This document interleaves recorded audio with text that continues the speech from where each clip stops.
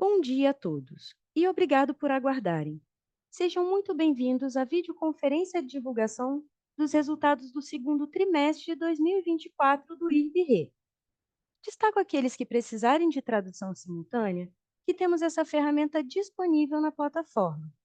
Para acessar, basta clicar no botão Interpretation, através do ícone do globo na parte inferior da tela e escolher o seu idioma de preferência, português ou inglês. Para aqueles ouvindo a videoconferência em inglês, há a opção de mutar o áudio original em português, clicando em Mute Original Áudio. Informamos que esta videoconferência está sendo gravada e será disponibilizada no site de RI da companhia, ri.ibr.com, onde se encontra disponível material completo da nossa divulgação de resultados. É possível fazer o download da apresentação também no ícone de chat, inclusive em inglês. Durante a apresentação da companhia, todos os participantes estarão com o microfone desabilitado. Em seguida, daremos início à sessão de perguntas e respostas.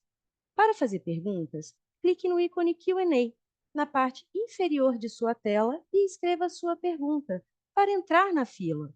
Ao ser anunciado, uma solicitação para ativar o seu microfone aparecerá na tela e então você deve ativar o seu microfone para fazer perguntas. Orientamos que as perguntas sejam feitas todas de uma única vez. Ressaltamos que as informações contidas nesta apresentação e eventuais declarações que possam ser feitas durante a videoconferência, relativas às perspectivas de negócios, projeções e metas operacionais e financeiras do IPE, constituem-se em crenças e premissas da administração da companhia, bem como informações atualmente disponíveis. Considerações futuras não são garantias de desempenho, elas envolvem riscos, incertezas e premissas, pois se referem a eventos futuros e, portanto, depende de circunstâncias que podem ou não ocorrer. Investidores devem compreender que condições econômicas gerais, condições de mercado e outros fatores operacionais podem afetar o desempenho futuro do IRB e conduzir a resultados que diferem materialmente daqueles expressos em tais considerações futuras. Hoje, contamos com as presenças dos executivos da companhia: o senhor Marcos Falcão, diretor-presidente, vice-presidente financeiro e diretor de relações com investidores da companhia; o senhor Daniel Castilho, vice-presidente de Resseguros, e o senhor Paulo Vale, diretor-geral da IRB Asset. Passarei a palavra ao senhor Marcos Falcão, presidente do IRB-RE, que iniciará agora a apresentação. Bom dia a todos e bem-vindos a mais uma apresentação de resultados do IBRE. Entramos em 2024 para entregar um resultado bem acima do observado em 2023, pois este foi um ano de arrumação da casa. No primeiro TRI de 24, tivemos um lucro líquido de 79 milhões, o que anualizado contava para um resultado de mais de 300 milhões. Entramos no segundo TRI bem animados e em abril e maio entregamos 60 milhões de reais. Aí começaram a vir os efeitos das chuvas do Rio Grande do Sul, algo totalmente inesperado. Em junho, já com a informação das evidências do impacto do Rio Grande do Sul, fizemos as reservas baseadas nas melhores estimativas, né? Tivemos avisos que geraram uma PSL de 150 milhões e nós constituímos uma IBNR de 107 milhões, totalizando 257 milhões de reserva. Tá? Com isso, nós fechamos o segundo TRI com 65 milhões de reais, sendo que em junho o resultado foi somente 5 milhões de reais. Anualizando os 144 milhões do primeiro semestre, ainda ficamos um pouco abaixo, mas não tão longe, dos 300 milhões de reais que mirávamos no início do ano. No terceiro TRI, devemos ter ainda mais visibilidade do impacto do Rio Grande do Sul, né? E nós reavaliaremos tempestivamente nossas reservas diante dessas evidências. Mas, neste momento, estamos muito confortáveis com o que foi provisionado. Já no IFRS 17, no primeiro TRI, o nosso lucro líquido foi 237 milhões. E no segundo TRI, foi 194 milhões, fechando o primeiro semestre com 431 milhões.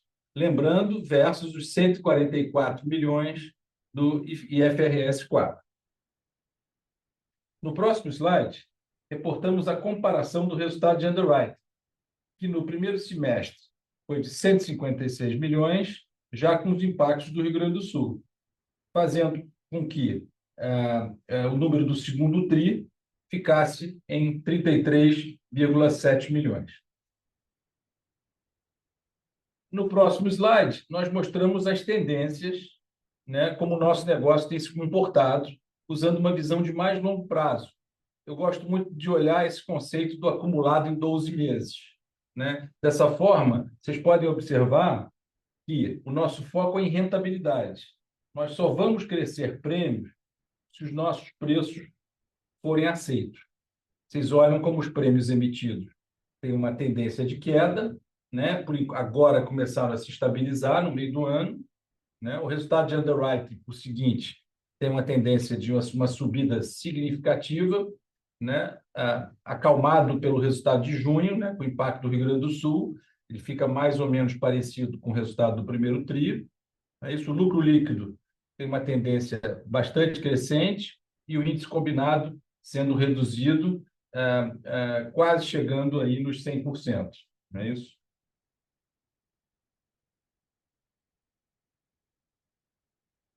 Agora, eu vou passar a palavra para o Daniel Castilho, e ele vai dar mais cor aí sobre os impactos do Rio Grande do Sul. Daqui a pouco eu volto. Bom dia a todos e obrigado por estarem conosco em mais uma apresentação de resultados. Gostaria de fazer mais alguns comentários sobre o evento do Rio Grande do Sul, catástrofe que afetou uma grande parte do estado. Vamos a alguns detalhes do evento. Há exatamente 83 anos, em 1941, ocorre no Rio Grande do Sul, no mês de maio, uma enchente atingindo Porto Alegre e vizinhanças, e as águas atingem 4 metros acima do nível médio. 83 anos depois, em 2024, por coincidência, também no mês de maio, a capital gaúcha, já mais construída e com solos mais permeáveis, é atingida por nova enchente e desta vez as águas ultrapassam os 5 metros acima da média. Portanto, 1 metro acima das águas do evento anterior. Entre 27 de abril e 2 de maio, a região recebeu 700 milímetros de chuva, o que corresponde a 1/3 da média histórica de todo o ano nessa área. A previsão de transbordo de barragens foi dimensionada para ocorrências de eventos 1 em cada 10 mil anos. A barragem Dona Francisca, por exemplo, assim dimensionada, transbordou. A situação do Rio Grande do Sul tem sido um grande desafio envolvendo toda a equipe de subscrição, sinistro e retrocessões. Vou contar um pouco mais sobre o nosso papel no evento. No próximo slide, enumero algumas das atividades realizadas. Logo no sábado, dia 4 de maio, tivemos nossa primeira reunião interna com o objetivo de analisar de que forma poderíamos apoiar os nossos clientes. Fizemos, então, nosso primeiro dever de casa com o objetivo de identificar nossa exposição. Ligamos para nossos clientes para oferecer nosso apoio e estimar as perdas. Com isso, listamos nossas probabilidades de perda e de recuperação de salvados, além de coberturas de retrocessão. Desde então, monitoramos diariamente os sinistros reportados. Em alguns casos, antecipamos os pagamentos para acidentes. Viajamos até a Europa para falar com os nossos retrocessionários e antecipamos nossas estimativas de sinistros para que eles também pudessem se planejar. A retrocessão é a proteção de um ressegurador. Gostaria de explicar como funciona essa operação. Da mesma forma que um segurador se protege com o resseguro, o ressegurador se protege com a retrocessão. Especificamente para eventos como o Rio Grande do Sul, temos uma proteção de retrocessão com limite de perdas máximo, que é chamado de prioridade para as linhas patrimoniais, habitacional e engenharia. Esse limite já foi atingido, o que quer dizer que o pagamento de novos sinistros avisados será recuperado dos retrocessionários. Temos, portanto, uma ótima proteção para os sinistros de ramos patrimonial, habitacional e engenharia. Para os sinistros remanescentes, que são principalmente nas linhas de autos e riscos diversos, fizemos uma provisão de aproximadamente 107 milhões. Neste segundo trimestre, tivemos, então, aproximadamente 150 milhões em sinistros avisados, líquidos de retrocessão, Reforçamos também nossa provisão para sinistros que ainda não foram avisados em 107 milhões no total. Portanto, tivemos um efeito de sinistro retido de 257 milhões da enchente do Rio Grande do Sul. Na conferência de resultados realizada em maio passado, praticamente na semana das enchentes, tínhamos estimado as perdas entre 80 e 160 milhões, naquele momento com pouca visibilidade das perdas efetivas.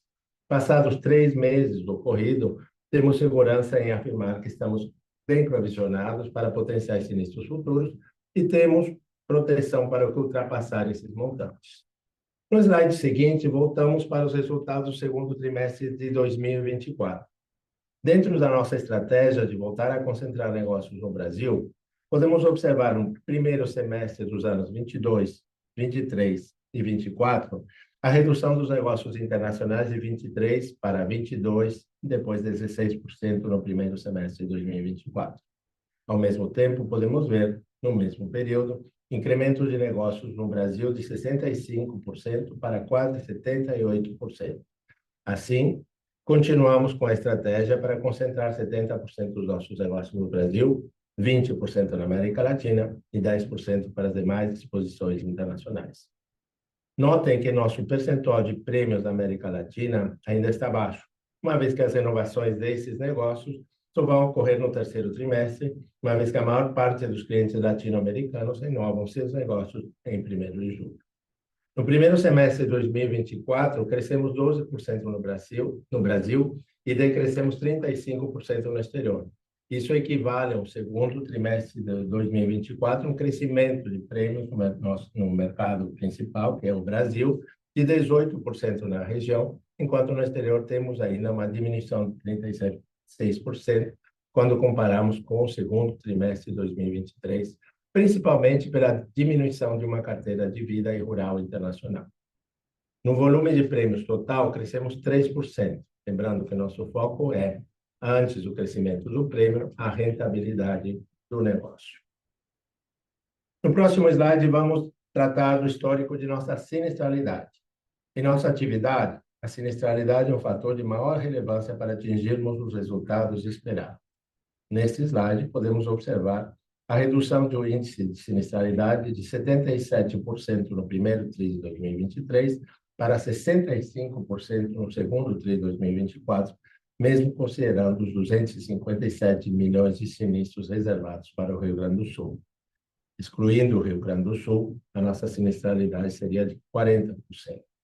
Vale a pena lembrar que a sinistralidade de uma seguradora é a resultante dos contratos firmados nos períodos anteriores. Ela depende fundamentalmente dos processos de avaliação do risco no momento em que são apresentados, assim como da sua adequada precificação. No próximo slide, do índice combinado, que no segundo trimestre de 2024 se reduz em 1,5 pontos percentuais. Lembramos que o índice combinado é o índice que demonstra a saúde da subscrição. Esse índice traz o efeito de anos anteriores. A redução desse índice nos indica que estamos no caminho certo. Podemos observar os principais componentes do índice combinado, que são a sinistralidade e o comissionamento. Apesar da catástrofe do Rio Grande do Sul, nosso índice combinado se reduz de 109% no primeiro semestre de 2023 para 102% no mesmo período de 2024. A sinistralidade, como já falamos, continua a sua tendência de queda em relação aos períodos anteriores. Nesse próximo slide, apresentamos os indicadores-chave da carteira de vida e não vida separadamente. Podemos observar que a carteira de vida tem sido mais volátil, principalmente pelo comissionamento de uma conta importante que encerramos em junho. Quando olhamos a carteira de não vida, verificamos que ela se apresenta bem mais estável, chegando ao índice combinado de 99%, apesar dos eventos do Rio Grande do Sul. Agora volto a palavra ao Falcão para tratar dos itens financeiros. Obrigado, Daniel. Bom, nesse próximo slide, nós apresentamos as despesas administrativas da companhia de uma forma um pouco diferente do que a gente vinha apresentando, né? O que eu gostaria de convidá-los é comparar a despesa do primeiro semestre, tirando a depreciação e contingência. Desse modo, a gente estaria comparando 131 milhões no primeiro semestre de 23 contra 128 milhões no primeiro semestre de 24. Então, as despesas discricionárias da companhia tiveram uma redução de 3 milhões de reais, fora a inflação, né? Então, uma outra forma que eu estou gostando de olhar é olhar as despesas correntes mais pessoal sobre prêmio, que está um percentual de DA, né, já na casa aí de 6,4% no segundo trimestre de 24, né? Então, a nossa meta é olhar essas despesas que a gente pode administrar, né, e procurar ter a menor DA possível, que vai dar muita competitividade. Mas isso a gente alcança também com crescimento de prêmio saudável. No próximo slide, trazemos a evolução das provisões técnicas de sinistros, né? O IBNR e PSL, né? Em relação ao prêmio ganho, né? Vocês podem ver que é um indicador bastante confortável em uma bela evolução, né? E no próximo slide, a gente analisa também o float, né? Que é aquele indicador, né? O famoso indicador usado no mercado internacional, onde a gente olha o volume de reservas que a gente aplica para ter o resultado financeiro. E vocês podem olhar aqui, tem uma grande evolução, né? Também desde 2020 até agora. Agora eu passo a palavra para o Paulinho Vale, que é o nosso presidente da Asset, que vai falar sobre a nossa carteira de investimentos e resultado financeiro. Obrigado, Falcão. Bom dia a todos. Fechamos o segundo trimestre de 24 com resultado financeiro e patrimonial de 166 milhões, acima dos 142 milhões registrados no primeiro trimestre de 24 e também superior ao resultado do segundo trimestre de 23 de 94,7 milhões, apesar de um nível menor de CDI verificado neste trimestre. Quanto aos ativos sob gestão, o volume cresceu para 9,1 bilhões contra 8,5 bilhões no segundo TRI de 2023. Entretanto, se excluirmos uma diferença temporária de 400 milhões, decorrente de recebimento de recursos de um contrato específico em junho para pagamento em julho, teremos atualmente um volume de ativos financeiros de 8,7 bilhões, que são os que efetivamente fazemos gestão. Obtivemos bons resultados na carteira, especialmente devido a uma posição líquida em dólares na segunda quinzena de junho, bem como ao bom desempenho do fundo de crédito privado no trimestre. Podemos ver no destaque do gráfico que a variação cambial no segundo trimestre de 24 gerou um resultado positivo de 52 milhões. No próximo slide, verificamos que encerramos junho com 9,1 bilhões em aplicações financeiras, sendo que, como já mencionei anteriormente, 400 milhões já saíram do caixa em julho. A alocação dos recursos, de modo geral, pode ser dividida entre aproximadamente 60% de ativos no Brasil e 40% no exterior, seguindo a composição das nossas obrigações. Desses 60% no Brasil, 36% são títulos públicos pós-fixados, indexados a Selic, ou operações compromissadas. 17% são vinculados à inflação, sendo grande parte utilizada para lastrear os nossos debêntures e o passivo atuarial, além de 6% em créditos privados, indexados a CDI+, em sua maioria, ou inflação. Já nos 40% offshore, aproximadamente 20% são títulos soberanos brasileiros, 13% são créditos americanos e canadenses, devido a exigências contratuais, e aproximadamente 6% são time deposits e certificados de depósito em diversas moedas para lastrear as nossas operações. Cabe destacar o baixo risco de crédito, bem como o baixo risco de mercado do portfólio. A nossa carteira é formada majoritariamente por aplicações financeiras onshore, investidas em títulos soberanos com rating AAA, né, AAA, e duration de aproximadamente 1,5 anos, 1 ano e meio. Nossos ativos offshore estão basicamente concentrados em títulos soberanos ou instituições AA, com duration menor que 1 ano. Já neste slide, trazemos o histórico de rentabilidade de nossos ativos. No onshore, separamos a carteira em duas partes. Gestão ativa, compra aproximadamente 74% da carteira, que representa 4,1 bi, com rentabilidade aproximada de 102% do CDI no segundo trimestre de 24. E 2, a gestão passiva, com 26% da carteira, no valor de 1,4 bi, composta basicamente por ativos vinculados à inflação, para o lastro citado anteriormente, e outros ativos com menor liquidez. No segundo trimestre de 24, parte da gestão passiva teve seu desempenho prejudicado, apresentando uma rentabilidade de 25% do CDI, em virtude da reavaliação anual da nossa participação no Shopping Maia em Guarulhos, que impactou 6,5 milhões, e pela queda das ações da Enepar em maio, que impactou 7 milhões. Cabe mencionar que esses dois ativos representam menos de 1% do total das nossas reservas. E o ganho com a variação cambial mais do que compensou essas remarcações. Conforme eu mencionei, foram 52 milhões, contra o impacto negativo de 13,5 milhões. Agora volto a palavra para o Falcão. Obrigado, Paulo. Primeiro, eu queria contar a vocês que eu estou falando sobre esse assunto aqui de risco, porque a Thaís Peters, a nossa diretora de risco, foi mãe recentemente e ela vai se dedicar um pouco à família nesse período e nós vamos ter uma nova diretora de risco, que está sendo anunciada hoje, vi um comunicado ao mercado hoje cedo, chama-se Eduarda Della Rocque. Muitos conhecem ela, a Duda é uma pessoa muito experiente no mercado de risco e já estava na casa com a gente como consultora, ajudando a gente na evolução da área de risk management, e agora vai assumir como diretora da área e já ela vai estar conosco aqui no próximo call. Tá? Em primeiro lugar, nós vamos falar da suficiência do patrimônio líquido ajustado em relação ao capital mínimo requerido. Conforme o gráfico superior esquerdo, verificamos que o indicador atingiu 820 milhões, uma elevação de 54% em relação ao registrado no fim do ano passado. Esse efeito significa uma suficiência de 182%. Tal resultado se deve principalmente à queda do capital mínimo requerido. A redução do requerimento de capital na comparação anual, ou seja, segundo TRI de 23 contra o segundo TRI de 24, de 1,4 bilhões para 1 bilhão.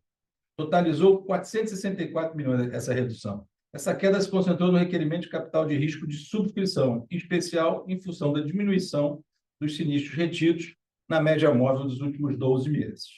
Né? As demais parcelas de requerimento de capital permaneceram estáveis no período.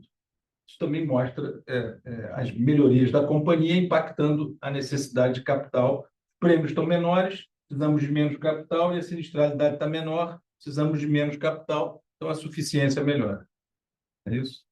Já no próximo slide, a gente vai olhar o segundo indicador regulatório, que avalia o montante de ativos qualificados pela SUSEP para fazer frente aos nossos compromissos atuariais. O indicador de cobertura de provisões técnicas encerrou o segundo trimestre de 24 com suficiência de 609 milhões. O aumento nesse indicador em relação ao primeiro TRI foi principalmente em função do já anunciado recebimento dos precatórios, né? O que impacta muito positivamente esse indicador. Né? Então, em termos regulatórios, estamos muito tranquilos e uma posição muito confortável, com boas perspectivas para frente. Né? Nessa sequência, agora, nós temos o slide do IFRS 17. Né? A gente pode observar um lucro líquido de 194 milhões no segundo trimestre, contra um prejuízo de 37 milhões no segundo trimestre de 23. No trimestre, observamos um aumento da receita no valor de 57 milhões, em virtude da maior emissão de prêmios, nos segmentos patrimonial e vida. As despesas com resseguros aumentaram 572 milhões, em função principalmente dos sinistros do Rio Grande do Sul. Vale destacar que a companhia possui retrocessão para a maior parte desses sinistros, como o Daniel já mostrou anteriormente. Por isso, é possível observar uma variação do resultado líquido com contratos de retrocessão no valor de 765 milhões. Por fim, o resultado financeiro teve aumento de 136 milhões, impactada principalmente pela variação cambial do trimestre, como o Paulo Vale acabou de falar. Reitero também que a gestão da empresa continua sendo com base na metodologia do IFRS 4, que é a metodologia adotada pelo nosso órgão regulador setorial, a SUSEP. Né? Então, lembrando que o IFRS 17 diferencia muito do IFRS 4, uma nova metodologia e nós vamos acompanhando aí, reportando a cada trimestre. Eu acho que até o fim do ano vai estar todo mundo mais confortável com esses números, né? No próximo slide, queria basicamente mostrar um slide do tema de ASG e eu acho que tem dois destaques importantes aqui no IRB, né, que a gente gosta que a gente se orgulha. Primeiro é que a gente conduz um programa de jovem aprendiz há mais de 20 anos, né, e a gente foca na contratação de jovens entre 16 e 20 anos em situação de vulnerabilidade social. Nos últimos 10 anos, em torno de 100 jovens vivenciaram a primeira experiência profissional no IRB. O programa conta hoje com 10 jovens, tem entre 16 e 20 anos. 71% são mulheres, 90% não brancos. O outro programa que nos orgulha muito é um programa de inclusão da pessoa com deficiência, o programa PCD. O IRB possui esse programa voltado para pessoas com deficiência auditiva. O programa conta hoje com 10 pessoas em posições de níveis hierárquicos distintos em diversas áreas. Temos uma empresa que nos assessora com intérprete de Libra nas reuniões. Já temos vários funcionários nossos que já também falam em Libras, né? Cada trimestre, esse grupo tem encontro com várias pessoas, trabalhamos também vários temas de interesse corporativo. É sempre uma alegria ter essas pessoas entre nós aqui, sendo desenvolvidas e naturalmente tratadas na casa. Para finalizar, eu queria só mostrar um pouquinho dos próximos eventos que vão acontecer, né? Então, esse slide, a gente divulgou em junho agora o relatório de sustentabilidade. Em junho, a gente já fez o kickoff do nosso orçamento depois de renovar os contratos internacionais. Nós fomos premiados aí pelo Great Place to Work, uma das 50 melhores empresas para se trabalhar, né, na categoria de médio porte no Rio de Janeiro. E estamos hoje divulgando os resultados. Acho que os próximos eventos relevantes do semestre, em outubro, a gente vai renovar os contratos de retrocessão, né? Vai ser um trabalho intenso depois das chuvas do Rio Grande do Sul. Em novembro, a gente está aqui junto de novo, no dia 12, para divulgar os resultados do terceiro TRI. E no início de dezembro, a gente pretende fazer um Investor Day, que vai clarear bastante todos os eventos do Rio Grande do Sul, que aconteceu o impacto do IRB, e a gente vai ter uma visibilidade para o ano de 2025. Né? Com isso, podemos abrir para a sessão de perguntas e respostas e agradeço a todos. Agora, começaremos a sessão de perguntas e respostas. Lembrando que, para fazer perguntas, vocês devem clicar no ícone Q&A na parte inferior da tela e escrever a sua pergunta para entrar na fila. Ao ser anunciado, uma solicitação para ativar o seu microfone aparecerá na tela, e então você deve ativar o seu microfone para fazer perguntas. Solicitamos, por gentileza, que as perguntas sejam feitas todas de uma única vez. Vamos à nossa primeira pergunta. É do Ricardo, analista sell-side do BTG Pactual. Ricardo, iremos habilitar o áudio para que você possa realizar a sua pergunta. Ricardo, pode prosseguir, por favor. Bom dia, pessoal, e obrigado pela oportunidade de fazer perguntas. Eu tenho três aqui do meu lado. A gente viu outro trimestre de crescimento forte, né, nos prêmios do Brasil. E olhando para frente, né, você tem o Plano Safra, que saiu recentemente, mostrando um bom crescimento e pode ajudar, né, nos prêmios de rural. E pelo que a gente sabe, a EB está voltando a ganhar share com a parceria, né, da Brasil Seg, né, pelo BB Seguridade. Se combinar tudo isso com os prêmios internacionais ficando cada vez menos relevante, a gente tem a expectativa, né, de uma aceleração de crescimento de prêmios nos próximos trimestres. Eu queria checar com vocês se isso faz sentido, né, o que pode ser um patamar razoável de crescimento dos prêmios, né, no segundo semestre ou no ano que vem. E para minha segunda pergunta, quando eu olho a sinistralidade de vocês purgando, né, a questão das enchentes no Rio Grande do Sul, ela ficou num patamar bem mais baixo, né, de uns 40%. Então, eu queria entender se esse é um patamar recorrente e o que explica essa queda, né, que a gente viu.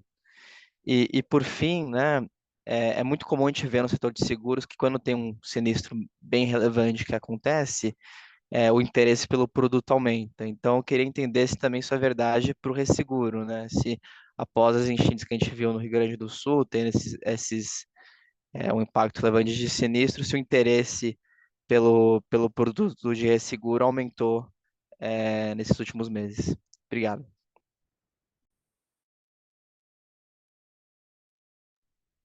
Ricardo, Falcão, bom dia, tudo bem?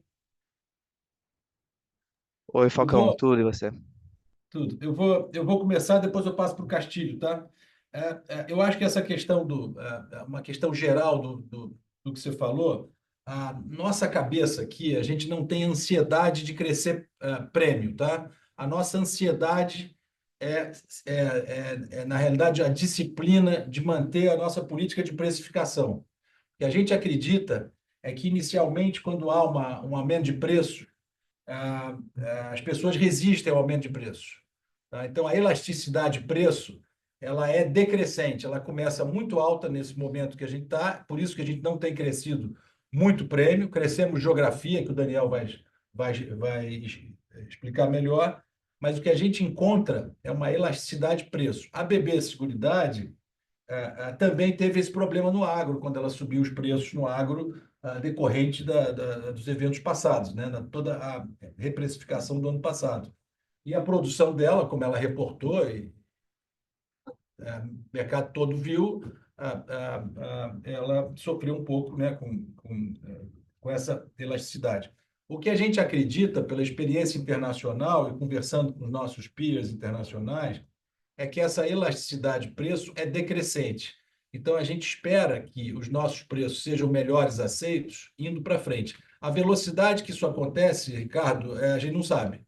Tá? Agora, de novo, a gente não vai privilegiar crescimento de prêmio se tiver que baixar preço. A gente não baixa preço de forma nenhuma. Eu acho que isso é muito importante deixar isso claro. Tá? Passar para o Daniel agora, que ele fala das questões mais do business aí com você. Ricardo, sobre preço também, a gente estava passando por um período que a gente já se questionava se o mercado duro, o hard market, ia continuar ou não, tá? O Rio Grande do Sul demonstrou que muita gente não tinha cobertura e demonstrou muita demanda de cobertura para eventos semelhantes catastróficos. Com isso, a gente acredita que o mercado duro se mantém, mas como o Falcão bem falou, a gente só vai continuar desenvolvendo o negócio se houver rentabilidade. Não é o nosso objetivo aumentar o prêmio sacrificando a rentabilidade. Quanto à sua pergunta sobre sinistralidade, 40%, perguntando se é recorrente ou não, e aí você fez a conta, imagino, excluindo o Rio Grande do Sul, que é correta. Esse 40% é resultado de uma sinistralidade esse ano muito boa, muito positiva. O nosso agro está rodando muito bem, o nosso patrimonial está rodando também muito bem. É, Ela é muito baixa, está muito baixa. A gente não espera que não é sinistralidade normal. A gente não espera que a sinistralidade continue nesse patamar de 40%. Quanto ao interesse pelo produto, que é a sua terceira pergunta, sem dúvida nenhuma, eventos como o evento catastrófico do Rio Grande do Sul gera muitas oportunidades. Ele vai permitir que a gente faça muitas mudanças nas condições, como, por exemplo, voltar a ter limite por evento, que é uma condição que não existia antes no Brasil, por não ser um país, não era um país de natureza catastrófica, então a gente deve passar a mudar condições e tudo isso, sem dúvida nenhuma, vai gerar muitas oportunidades para a gente. Quando a gente fala do Rio Grande do Sul, a gente diz que talvez 5 a 10% da perda econômica estava coberta. Imagina o espaço enorme de oportunidades que existe aí para a gente continuar desenvolvendo o nosso negócio. Espero ter respondido a sua pergunta, Ricardo. Então, super claro, pessoal. Muito obrigado. Vamos à nossa próxima pergunta. É do Daniel Vaz, analista sell-side do Safra. Daniel, iremos habilitar o áudio para que você possa realizar a sua pergunta. Daniel, pode prosseguir, por favor? Bom dia Falcão, bom dia Castilho, parabéns pelos resultados. Eu tenho duas do meu lado também. A primeira, referente ao IBNR que vocês fizeram aí de provisão de 107 milhões. Queria tentar ver assim, o que vocês têm visto, né, nesse 1 mês e meio já que a gente tem do Q3, o quanto que essa provisão ela vai ser suficiente para você ver os sinistros, né, que você vai liquidar. né, observando essa provisão que você já fez, o que você pode comentar com a gente, né, se você vai ter alguma coisa adicional aí no Q3, essa é a primeira pergunta. E a segunda é na janela de renovação de mediano, né, eu queria entender com vocês como que foi, assim, esse pricing, o repricing, na verdade, né, na renovação, o que vocês têm percebido. A gente ouviu, né, o Falcão falando de elasticidade de preço decrescente, então, assim, eu queria tentar entender o que pode ser considerado, né, assim, para um horizonte de 12 a 18 meses de crescimento de prêmio aqui, porque se a gente fala, né, assim, de um pricing que vocês estão colocando um pouco maior, né, vocês têm o combined ratio target aí, se eu não me engano, você pode reconfirmar isso de 95%. O que vocês têm encontrado de dificuldade, né, nessa renegociação? O que a gente pode esperar para 2025, assim, tentando nós analistas aqui colocar como premissa de modelo para crescimento de prêmio? Obrigado. Daniel, tudo bem? Bom dia. Obrigado aí pelas perguntas. Eu vou responder a primeira e depois a mais difícil eu passo para o Castilho, tá? Então, o IBNR de 107 milhões, que a gente começa o TRI, a nossa visibilidade, que você perguntou do Q3 aí, no mês de julho, ele já, pelas evidências que nós temos, ele foi mais que suficiente. Em agosto está muito cedo ainda para a gente ter alguma coisa. A gente acredita que tá bem provisionado, mas a gente, obviamente, se vier algum evento que aconteça ainda no mês de agosto ou em setembro, a gente não vai hesitar em aumentar a provisão se necessário. O que eu acho importante entender é que a gente considera que já aconteceu mais ou menos, pelo menos 70% do impacto do Rio Grande do Sul. Se tiver alguma coisa que seja no Q3 e no Q4. Esses 30% tem gente aqui dentro da casa que acha que é menor ainda, né? Eu estou sendo aqui conservador. Então, acho que a gente, Daniel, com a nossa visibilidade hoje, estamos bem provisionados, mas tenha certeza que se acontecer mais evidências, a gente tempestivamente fará provisões, tá? Mas o grande impacto já aconteceu. Passo para o Daniel aqui. Daniel, como você, é o Daniel Castilho aqui falando, como você sabe, e como a gente tem repetido muitas vezes, é a nossa estratégia ter 70% de negócios no Brasil, 20% na América Latina e 10%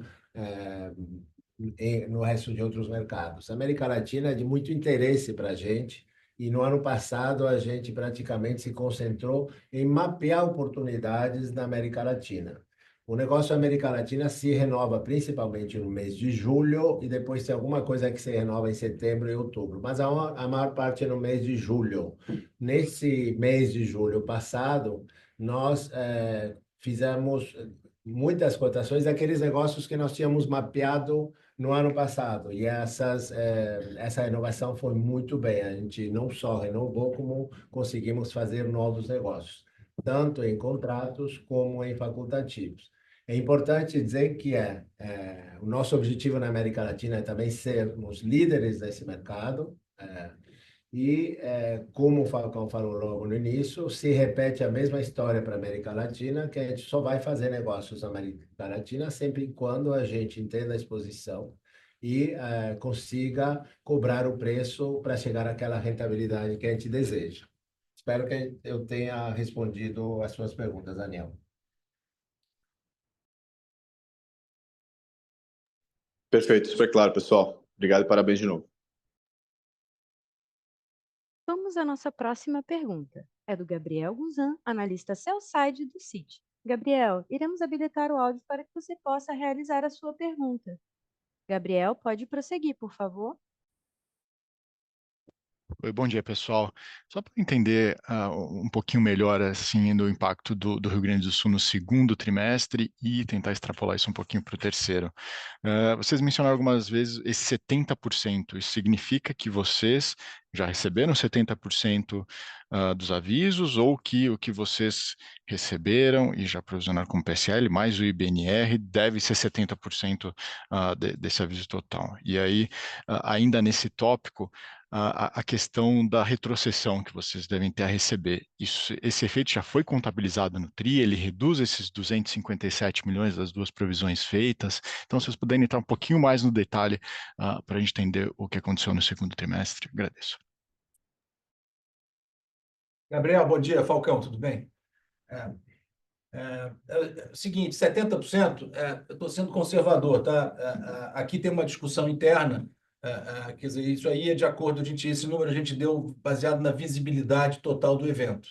Isso aí simplesmente é um educated guess, né, que a gente chama. Então 70% pode ser conservador, eu faria as contas com ele, mas tem pessoas na casa aqui que acham que já aconteceu 80%. Então, a briga é entre esse range aí, 70%, 80% já aconteceu.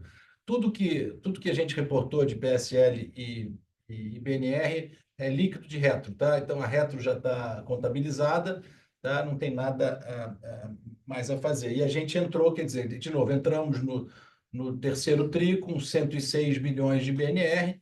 Como eu respondi ao Daniel anteriormente, a gente acha que isso está bem provisionado, com a visibilidade que a gente já tem agora, julho completo e um pedacinho de agosto. Né? A gente não acha que, nesse momento, a gente não tem nenhuma razão para querer fazer mais provisões. E só para esclarecer um Gabriel, pouquinho normalmente, mais. Desculpa, pode seguir, deixa eu Cristiano. acrescentar aqui o Daniel Castilho novamente. Eventos semelhantes, catastróficos, como esse que aconteceu no Rio Grande do Sul, normalmente o grande é comunicado imediatamente. Tá? Então, o que pode haver é uma pequena quantidade de sinistros de um tamanho não considerável que está já reservado. Tá? Esses 106 milhões foram exatamente visando cobrir esses sinistros. Se tiver alguma coisa na área de patrimoniais, nós estamos devidamente protegidos e aí vai diretamente para os retrocessionários. Perfeito, ficou claríssimo agora. Se eu puder mudar um pouquinho o assunto, né?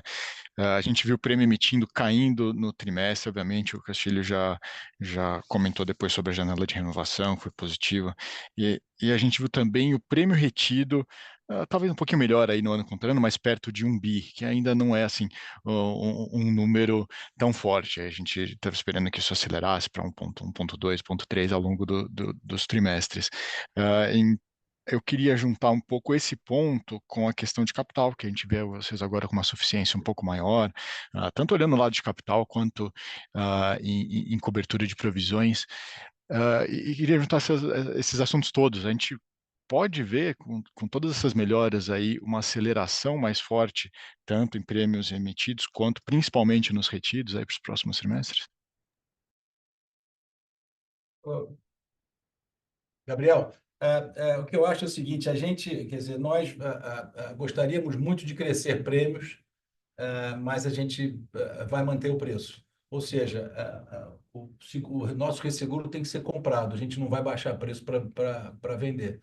Então, eu esperava que o prêmio tivesse crescido mais, mas o mercado se comportou, de novo, com a elasticidade de preço maior do que eu esperava. Eu acho só que ela é decrescente. Infelizmente, eu não tenho uma coisa mais específica para dizer que isso, só que a gente vai manter a rentabilidade e realmente projetar prêmio, a gente também errou aqui na casa, tá? Erramos no orçamento do prêmio e o nosso prêmio está abaixo do orçamento também. Então, eu acho que estamos juntos, tá? E estamos buscando crescer prêmio e que as pessoas se acostumem com os preços. Perfeito, muito obrigado. Vamos à nossa próxima pergunta. É do Eduardo Nicho, analista sell-side do Genial Investimentos. Eduardo, queremos habilitar o áudio para que você possa realizar a sua pergunta. Eduardo, pode prosseguir, por favor. Bom dia, estão me ouvindo? Alô? Oi. Bom dia. Bom Bom dia, estão dia, me bom ouvindo? dia. Bom dia, Eduardo. Desculpa que eu me Bom distraí dia, aqui. Desculpa, bom dia. bom dia, Falcão, Castilho, Vale. Eu queria voltar ao ponto dos sinistros do Rio Grande do Sul, que acho que é um ponto importante ali para olhar para o segundo semestre, né? Os 257 milhões que vocês provisionaram, agora provavelmente a maior parte dele em junho, eles se falam com o soft guidance que vocês deram do impacto no primeiro TRI, né, de 180 milhões de impacto líquido, né, a faixa alta dele. Então, ou seja, assim, vocês estão provavelmente ali no limite máximo ali de provisionamento, né, e dentro das expectativas de vocês. Ou seja, o segundo semestre provavelmente vai ter pouca variação do que você já provisionou. Eu queria saber se essa é a expectativa de vocês, Acho que vocês já mencionaram mais ou menos isso, mas mais uma vez só para confirmar isso. E voltando à outra pergunta também anterior, é, do que seria uma sinistralidade mais normalizada, né? Vocês mencionaram ali, tirando o Rio Grande do Sul, seria na faixa de 40%, 50%, mas estaria muito, muito bom para esse patamar agora. Se vocês pudessem mencionar ali o que vocês esperariam de uma sinistralidade um pouco mais normalizada. E aí a minha segunda pergunta em relação às comissões, né? Vocês tiveram enfim, finalização desse contrato que vinha agredindo ali o índice de comissionamento mais por uma questão de antecipação, né? Que estava rodando a uns 30%, enquanto seu run rate, né, sem isso era 22%. Eu queria saber se já no segundo, no terceiro ou quarto tri a gente vai ver uma volta desses 20 para o patamar de 22%, e se essa volta vai ser gradual ou vai ser já no terceiro tri a gente vai ver um impacto maior. Obrigado. Eduardo, obrigado pelas tuas perguntas. Eu vou começar numa ordem ao contrário e depois o Daniel me ajuda aqui. Primeiro, o comissionamento. Comissionamento rápido, volta realmente como você espera. É exatamente isso. Então, com o cancelamento desse contrato, esse número vai ficar estabilizado, quer dizer, vai ficar estabilizado. Ele vai voltar para os patamares de 22%, 20 e 22%, como você falou. Tá? A outra pergunta tua dos sinistros, desculpa, do provisionamento do Rio Grande do Sul, o que eu acho importante você notar que tem uma compensação, a gente tem uma compensação de resultado justamente da rentabilidade dos outros ramos da nossa carteira. Ou seja, essa sinistralidade baixa deu uma rentabilidade maior. Isso também ajudou o resultado o impacto do Rio Grande do Sul no segundo tri. Tá? Então, eu acho que não pode desprezar isso. Eu acho que está, de novo, eu já falei algumas vezes aqui hoje, a gente realmente, quando a gente deu aquele guidance do Rio Grande do Sul no call passado, o call foi 15 de maio, se eu não me lembro, se eu não me engano. O evento tinha 10 dias. Então, realmente, eu acho que a gente foi valente no guidance, e o guidance realmente chegou na faixa de cima, a gente não tinha nenhuma visibilidade, mas não fugiu muito disso, né? E a gente está, nesse momento, com as evidências que a gente continua muito tranquilo, não só com as nossas provisões para encarar aí o que falta da metade do terceiro tri e até o fim do ano com isso, né? Vamos ver se continua assim as evidências. Deixa o Daniel falar da parte de sinistralidade. Quanto à sinistralidade, nós estamos fora o Rio Grande do Sul com uma sinistralidade em torno de 40%, Eduardo, mas ela é totalmente atípica, ela é muito melhor do que a gente esperava. Isso nos ajudou muito no Rio Grande do Sul, mas a gente está rodando um ano com o agro com resultados muito bons e um ano com o patrimonial com resultados muito bons. Então, esse 40%, se você me perguntasse o que eu esperava, eu esperaria em torno de 60% de sinistralidade, seria aceitável e ainda gerando lucratividade, tá? Quanto ao 257, que você perguntou, ele é líquido de retrocessões, né? Então, como é que funciona? Nós temos uma proteção muito boa para a parte patrimonial, habitacional, industrial, comercial, que funciona como uma franquia, então até aquela franquia nós pagamos e acima disso vai para o retrocessionário. Então, quanto ao patrimonial, estamos muito bem cobertos, qualquer novo sinistro que aparecer, ele vai para a retrocessão. E depois temos aquela outra parte que não tem cobertura, que é o RD Automóveis, que é exatamente a área onde a gente gerou essa provisão de mais 106 milhões. Então, consideramos que estamos muito bem protegidos para qualquer desenvolvimento futuro. Perfeito, super claro, e parabéns pelos resultados.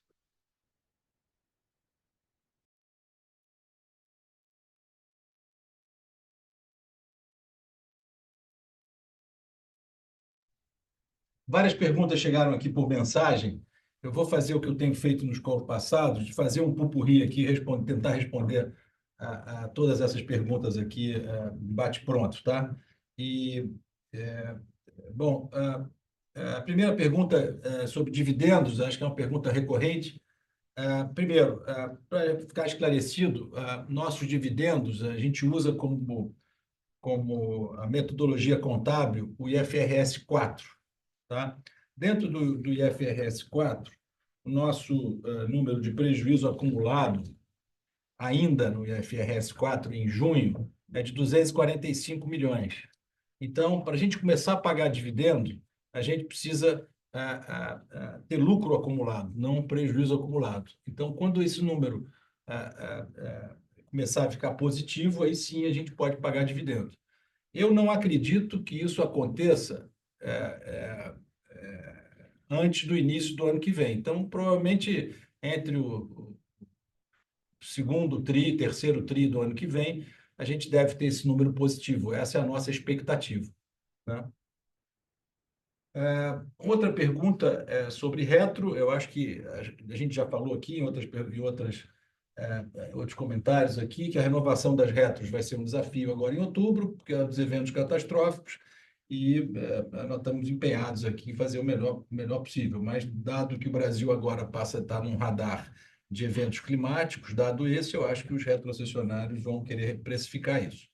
A gente não tem visibilidade e acho que no próximo call a gente já vai ter mais visibilidade disso, né? Tem uma pergunta sobre M&A, se a gente não vê a possibilidade de fazer M&A. Obviamente, sim, eu acho que agora a gente já está com capital mais folgado e também a gente tem prejuízo, prejuízo fiscal acumulado que a gente pode, que é benéfico fazer M&A. Então, a gente tem olhado as oportunidades e estamos continuando olhando e vamos intensificar essa busca. Pergunta muito boa, né? Os prêmios internacionais, o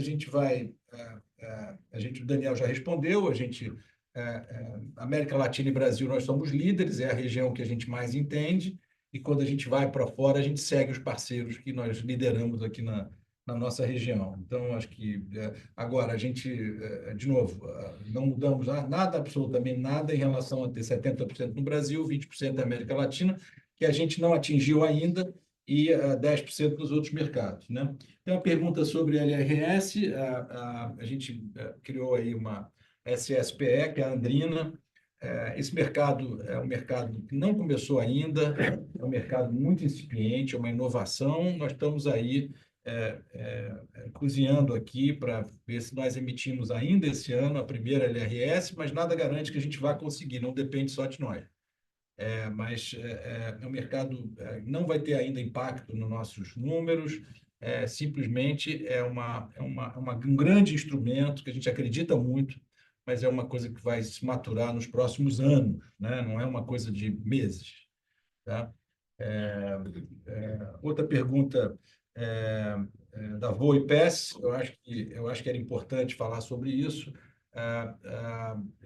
Nós, obviamente, qualquer sinistro significativo que acontece no Brasil, nós estamos envolvidos, dada a nossa presença no mercado, e a Voe PES a gente já provisionou 14 milhões de reais agora, né, no terceiro TRI, que cobre responsabilidade civil mais caro, porque a gente tinha uma participação de 5% no painel de resseguradores desse contrato, né?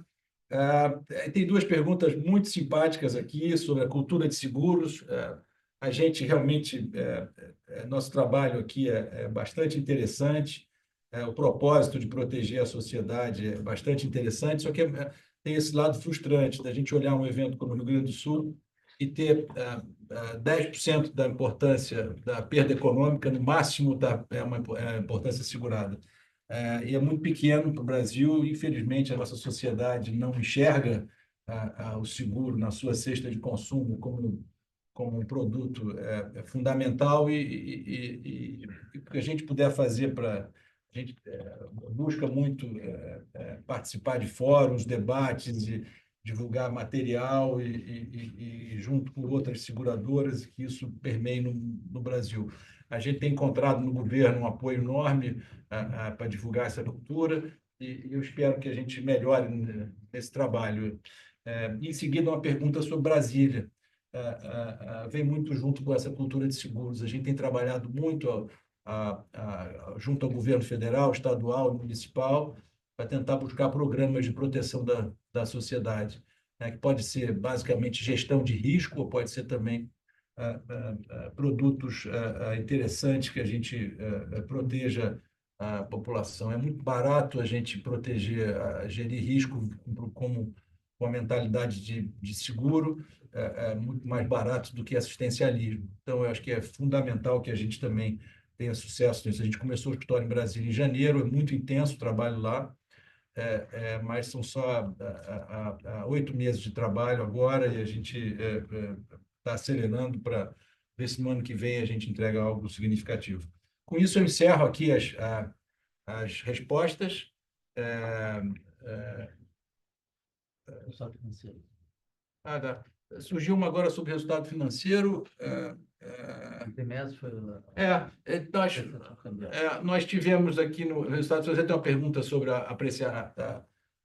sobre o ganho da variação cambial que a gente teve no semestre. A gente faz apostas, a gente tem aqui uma carteira de casamento de ativo e passivo e tem uma carteira direcional. E a gente fez essa aposta na carteira direcional e deu certo no último tri. Não é uma coisa que a gente faça habitualmente, mas pontualmente, oportunisticamente. A gente anda, Paulo Vale faz uma gestão aqui bastante conservadora e a gente tem visto como é que a gente faz para gerar mais alfa na nossa carteira.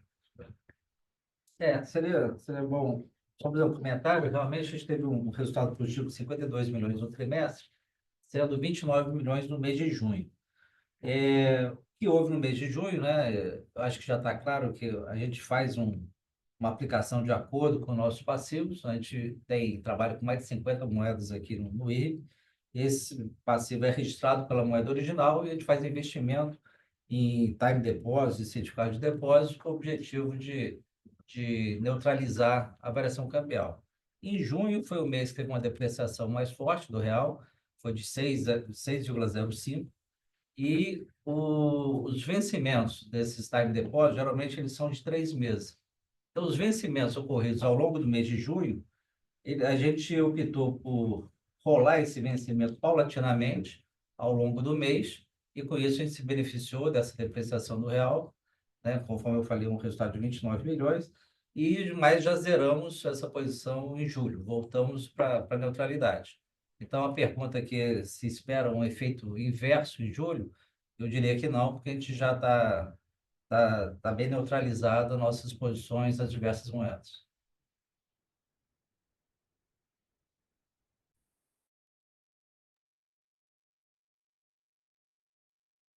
A sessão de perguntas e respostas está encerrada. A videoconferência de resultados referente ao segundo trimestre de 2024 do IBRE está encerrada. O Departamento de Relações com Investidores está à disposição para responder às demais dúvidas e questões. Muito obrigada aos participantes e tenham todos um bom dia.